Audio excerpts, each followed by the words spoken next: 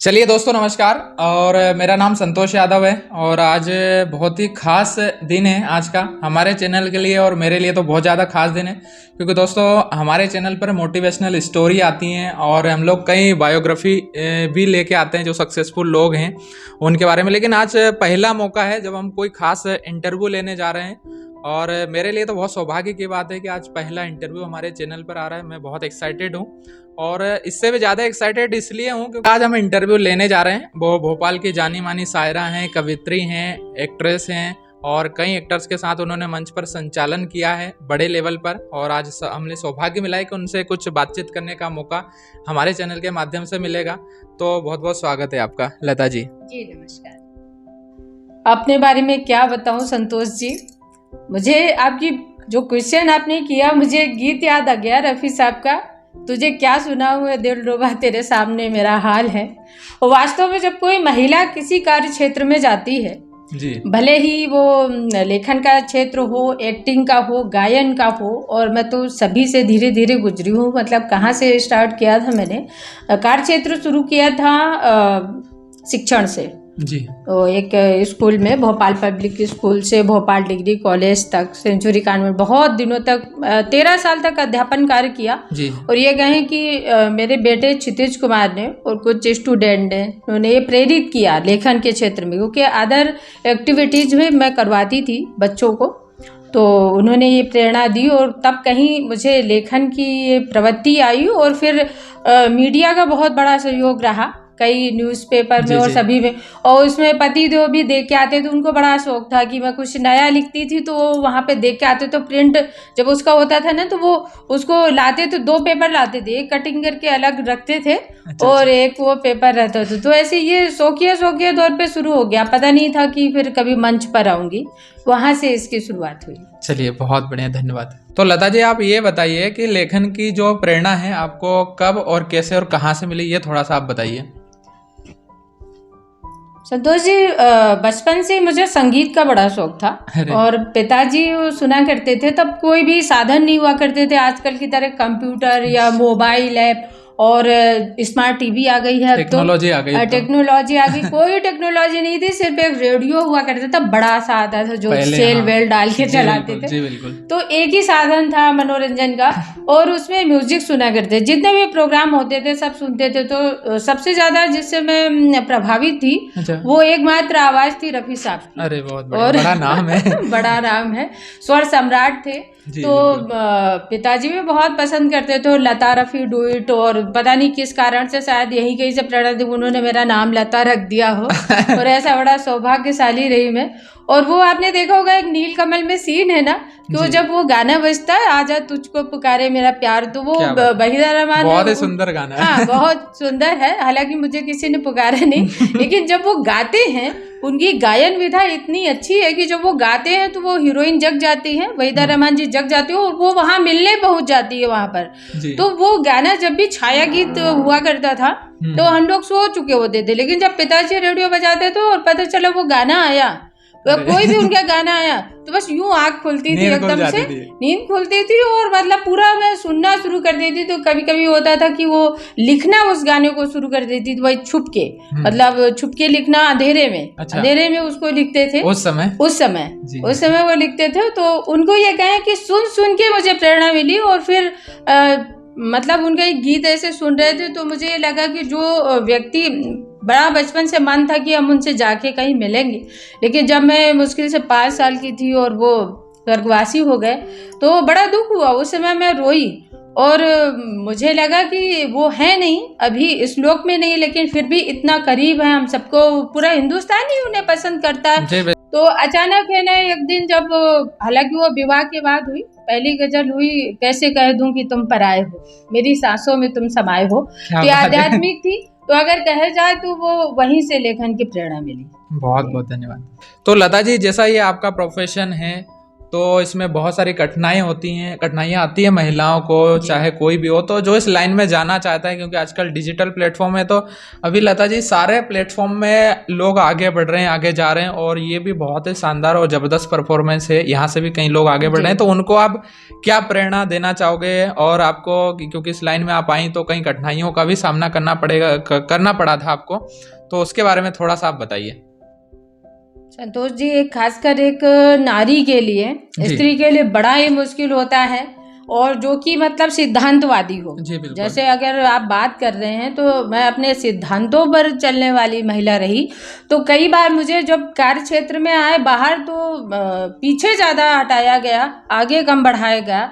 और टैलेंट तो बहुत है देश में, लेकिन टैलेंट को लेके वो नहीं देखा किसी ने, मतलब लेखन के उससे, प्रेजेंटेशन और गायन भी आप जानते ही हैं कि कैसा पढ़ती हूँ, क्योंकि मेरे गुरुदेव थे, उन्होंने कहीं तकल्लुस दिया। उस्ताद सरवत हुसैन जी, जो कि अब जन्नत नसीब हैं, तो उन्होंने मुझे तकल्लुस दिया था स्वरांजलि। तो इस स्वरांजलि बनने में मुझे इतनी मशक्कत करनी पड़ी कि मैं ही जानती हूँ वो, और कदम कदम पर लोगों ने पीछे ज़्यादा ले जाने की कोशिश की, आगे बढ़ाने की नहीं। लेकिन आगे ये कहें कि मीडिया का बहुत बड़ा सपोर्ट रहा है, और दिक्कतें आती है महिलाओं के लिए खासकर। बस ये है कि महिलाओं को अपने सिद्धांतों पर अडिग रहना चाहिए।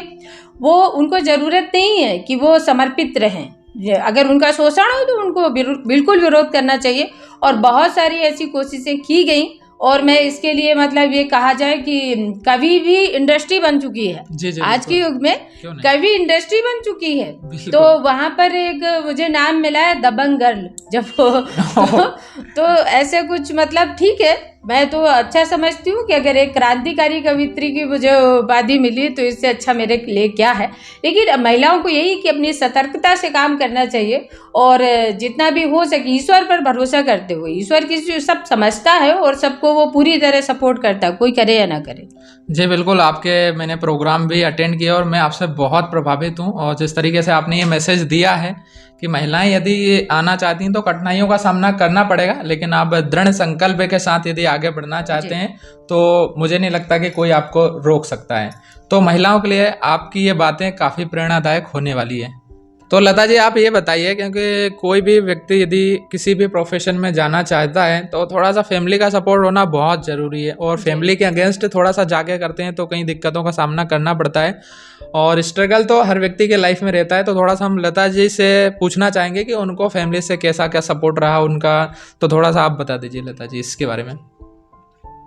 क्या कहें इस बारे में, तो कि मैं बहुत सौभाग्यशाली हूँ, और मेरे पति देव मिस्टर सुशील कुशवाहा जी, वो कभी मतलब जब भी कहते हैं तो बोलते खाली दिमाग शैतान का घर। बोलते हैं क्यों बैठी हो, अगर कभी कवि सम्मेलन नहीं होता तो बोलते हैं लिखो पढ़ो कुछ करो देश के नाम। तो ये आदत रही है शुरू से उनकी। और क्योंकि पहले हम लोग की शादी बहुत जल्दी हो गई थी, और यूपी में जन्मभूमि जो है कानपुर उत्तर प्रदेश है, वहाँ जल्दी शादी कर देते हैं, और उसके बाद में मतलब हम लोग बच्चे थे उस समय, चूहे बिल्ली की तरह लड़ते थे। लेकिन उसके बाद में जब भोपाल आए और थोड़ा मैच्योरिटी आई धीरे धीरे, तो तब तो मैच्योरिटी नहीं थी, लेकिन फिर भी उन्होंने कहा कि आप शिक्षा लेते रहिए और उसमें पीछे मत रहिए। तो मैंने पढ़ाना भी शुरू किया और पढ़ना भी शुरू किया। भोपाल में ही पूरा ग्रेजुएशन किया, और फिर उसके बाद में ग्रेजुएशन के बाद जब फिर बच्चा तब तक हो चुका था करीब 8 साल का 9 साल का, स्वर्गीय क्षितिज कुमार, तो उसने कहा कि कुछ अलग स्किल भी होनी चाहिए, जब तुम गाती हो कुछ गलतियां करती हो तो इसको सुधारो। तो ऐसे कुछ पत्रकारों की और उसकी प्रेरणा से फिर मैं उस्ताद सरवत हुसैन जी के यहाँ गई, तो मैंने विधिवत सुगम संगीत की शिक्षा ली। तो ये चीज़ें हमारे क्या कहें परिवार वालों का ही बहुत बड़ा सपोर्ट रहा कि हम वो कर पाए। और चाहे एक्टिंग के फील्ड में जब भी कोई हमारा ऐसा आया, कहीं मैंने जो एपिसोड किए जुर्म के या कुछ भी, जब भी एक्टिंग फील्ड में गए तो पतिदेव वहाँ उपस्थित रहे बराबर, और उतना समय उन्होंने दिया अपने फील्ड से निकाल के, जबकि उनका बिजनेस का फील्ड है। चलिए बहुत बढ़िया कि बहुत ही सौभाग्यशाली है, बहुत अच्छी बात है। कहीं को सपोर्ट मिलता है और कहीं कहीं सपोर्ट नहीं मिलता है, लेकिन यदि आपका पैशन है, आप कुछ कर गुजरना चाहते हो, तो बिल्कुल आप विरोध हो या सपोर्ट हो, हमें आगे बढ़ते रहे। तो लता जी अब थोड़ा सा आ जाते हैं कुछ आपने लेखन से जो आपने दिया है। पूरे हिंदुस्तान में कई लोग आपको फॉलो करते हैं, आपके संगीत सुनते हैं, आपने कविताएं लिखी, आपकी किताबें भी प्रकाशित हुई हैं। जी प्रेमांजलि जिसको मैंने पढ़ा भी है, मुझे जी बहुत अच्छा लगा। तो हमारे दर्शकों को हमारे चैनल के माध्यम से कुछ सुना दीजिए। जी बिल्कुल। मेरी चौथी पुस्तक है जो आपने पढ़ी थी संतोष जी, प्रेमांजलि। और पहली पुस्तक बेटे को समर्पित की थी क्षितिज काव्यांजलि, दूसरी भी उसकी याद में थी स्वरदीप, और तीसरी काव्यांजलि, और ये दिल्ली प्रकाशन से आई है, और चौथी प्रेमांजलि। जी। तो चलते पहली पुस्तक की तरफ चलते हैं। आपने एक क्वेश्चन किया था नारी विषयक। नारी तो जी। नारी पर मैंने जो मंचों पर सर्वप्रथम जब मैं काव्य पाठ शुरू करती हूँ तो यहीं से करती हूँ जी। कि वाकई में अब स्त्री अबला नहीं है और शक्ति स्वरूपा है। तब वो 4 पंक्तियां दर्शकों के लिए पढ़ती हूँ कि अगर ये रात ना होती तो दिन का भास ना होता, क्या बात है। अगर होते नहीं कांटे फूल भी खास ना होता, जो दुनिया में है ममता प्रेम क्रांति शक्ति की मूरत, अगर नारी ही ना होती तो ये इतिहास ना होता, अगर नारी। और एक जो पीड़ा बयान की, जब आपने कहा कि सफर में क्या मुश्किलें आई, जी जी। तो महिला के लिए क्या मुश्किलें आती हैं उस केवल एक गीत का मैं मुखड़ा पढ़ती हूँ जी। धरती पर खूब मिले हैं तन मन धन के दीवाने, कोई भी ऐसा न मिला जो, कोई भी ऐसा न मिला जो नारी का दुख पहचाने, क्या बात है। नारी का दुख पहचाने, काली जुल्फों की लहराती छाया पर सबकी नजरें, गोरे गोरे गालों पर और काया पर सबकी नजरें, काया पर सबकी नजरें, कोई दुख के साथ नहीं है, कोई दुख के साथ नहीं है, सुख के सब हैं मस्ताने, कोई भी ऐसा न मिला जो नारी का दुख पहचाने, नारी का दुख पहचाने। और विडम्बना तो ये है संतोष जी, कि पुरुष तो मतलब आजकल इतनी प्रतिस्पर्धा हो रही है मंचों पर भी, खासकर मतलब स्त्री का सहयोग करने को तैयार नहीं है, और वो सबसे ज्यादा जो आपस में ईर्ष्या और प्रतिस्पर्धा वो महिलाओं में ही है। बहुत वो तब मुझे एक चौपाई याद आ जाती, तुलसी को उत्तर रामायण में उन्होंने लिखा कि मोह न नारी नारी के रूपा, यदि एक वो अच्छा करेगी भाव तो दूसरी जरूर वो बात तक नहीं कहेगी। ये हालात है। अब पता नहीं मैं क्यों बोल रही हूँ, लेकिन हकीकत है, मतलब सरस्वती जी बुलवा रही है, ये हकीकत है, ये परम सत्य है, आप सबने महसूस भी किया होगा। बहुत बात। तो एक और गजल, मैं गजल के चंद असार पढ़ती हूँ जो आज सामाजिक परिदृश्य है जी, उसमें इंसानियत गिरती जा रही है। ये गजल मेरे स्वर्गीय पुत्र कुमार क्षितिज को बहुत पसंद थी, तो वो मैं पढ़ती हूँ। उस गजल के चंद असार आप सबके जैसे खिदमत है, मुलाहिजा हो के फिर वो इंसानियत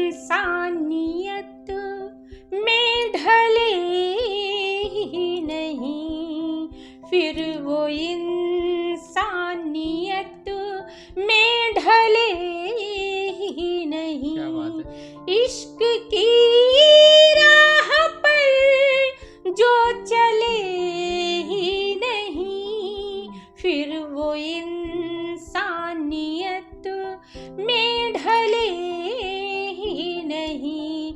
और जो मैंने महसूस की है वो सच्चाई इस शेर में देखिएगा कि मंदिरों में है फिर भी अंधेरों में है, मंदिरों में है फिर भी अंधेरों में है, ऐसे दीपक भी हैं जो जले ही क्या बात है, नहीं, क्या बात है।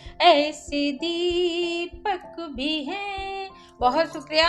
और ये शेर देखेंगे, उन गरीबों का महलों से क्या वास्ता, उन गरीबों का महलों से क्या वास्ता, जो कभी पालने में पले ही नहीं, क्या बात है। जो कभी पालने में पले ही नहीं।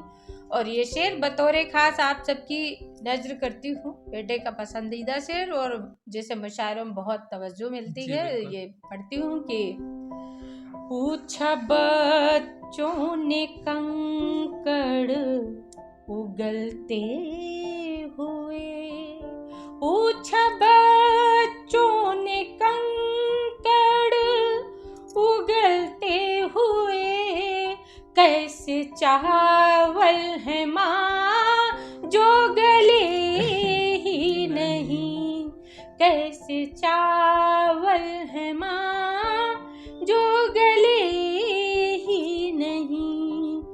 और इसी गजल का अंतिम मक्ते का शेर पढ़ती हूँ, आप सब सुधी जनों के नाम करती हूँ जी। किन दिशाओं में उड़ने लगी हूँ लता, क्या बात है। किन दिशाओं में उड़ने लगी हूँ लता, अब ज़मीं अपने पैरों तले ही नहीं, अब ज़मीं अपने पैरों तले ही नहीं, फिर वो इंसानियत में ढले ही नहीं। और एक गजल के चंद असार पढ़ के मैं अपनी वाणी को विराम देती हूँ। जो मेरी चौथी पुस्तक प्रेमांजलि से एक गजल है जो काफी पसंद की गई, और वो पढ़ती हूँ, आप सब सुधी जनों के नाम करती हूँ कि जब संतोष जी आपने भी कभी किसी से मोहब्बत की होगी, और जब महबूब या प्रेयसी जब अपने प्रीतम का स्मरण कर रही हो, और वो मतलब उसको ये लगे कि जिस समय वो स्मरण कर रही हो उसी समय वो आ जाए एकदम, तो फिर वो अलग ही एक बात होती है।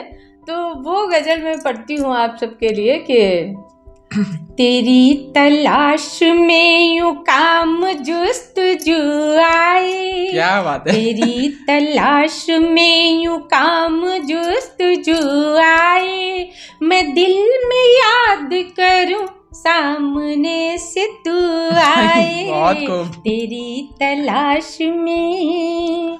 और ये श्रृंगारिक शेर देखेंगे, तेरे बदन की महक से मेरा बदन महके, तेरे बदन की महक से मेरा बदन महके, तेरे बदन की महक से मेरा बदन महके, गुलाब जैसी मेरी धड़कनों में बू आए, गुलाब जैसी मेरी धड़कनों में बू आए, मैं दिल में याद करूं सामने से तू आए। और जब कभी दोस्त आपस में मिलते हैं और कहीं किसी ने महबूबा का जिक्र छेड़ दिया तो आपने भी ये हरकत जरूर की होगी, हम अपने आप की जुल्फे संवार ले फौरन, हम अपने आप की जुल्फे संवार ले फौरन, हम अपने आप की जुल्फे संवार ले फौरन। नुक्कड़ वाले सुन ले।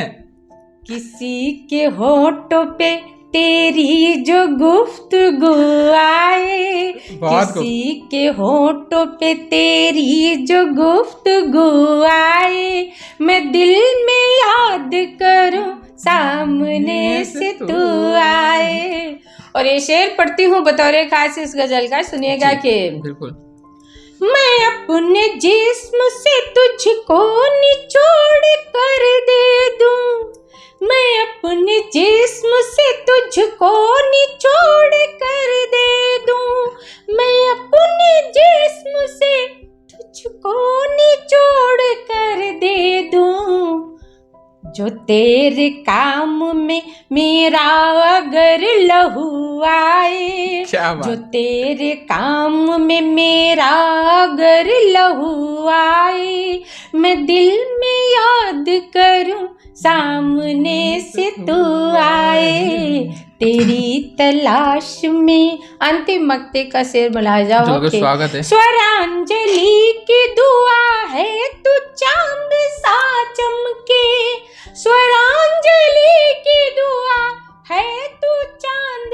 सा चमके, जो चाहे वो तेरे कदमों में आरज़ू आए, जो चाहे वो तेरे कदमों में आरज़ू आए, बहुत शानदार। मैं दिल में याद करूं सामने से तू आए, तेरी तलाश में।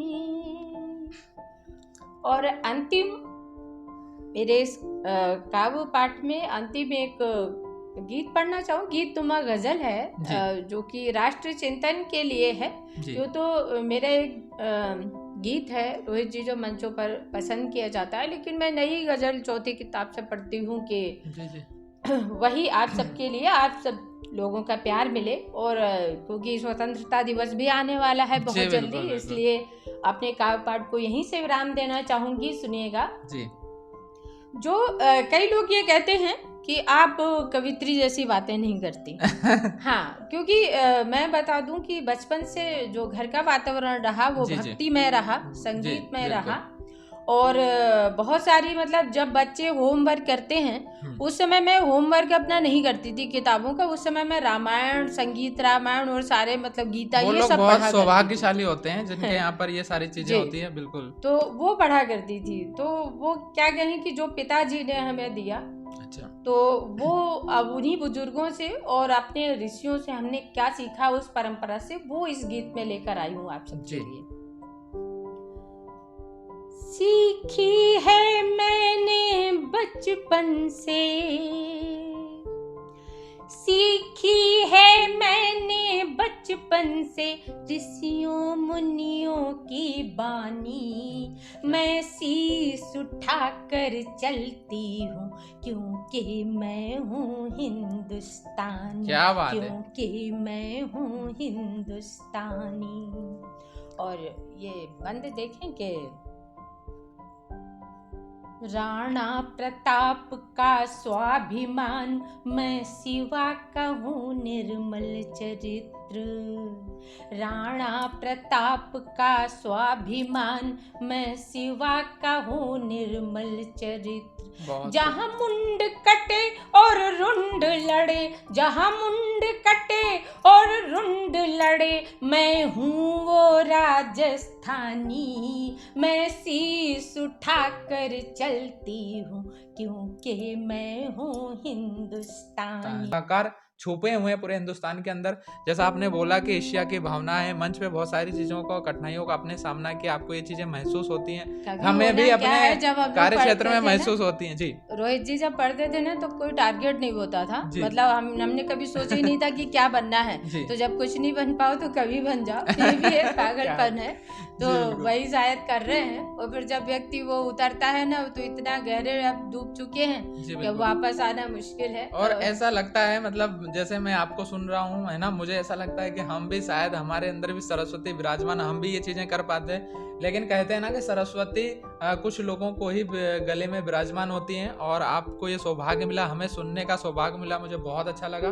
तो हम सभी लोगों का बहुत बहुत स्वागत करना चाहते हैं आपका, कि आपने हमें समय दिया, सुनने का मौका मिला। सभी दर्शकों को कहना चाहूँगा कि ज़्यादा से ज़्यादा इस वीडियो को लाइक करें, शेयर करें, चैनल को सब्सक्राइब जरूर कर लें। आप सभी का बहुत बहुत धन्यवाद, और लता जी का भी बहुत बहुत धन्यवाद। Thank you. जय हिंद, जय भारत।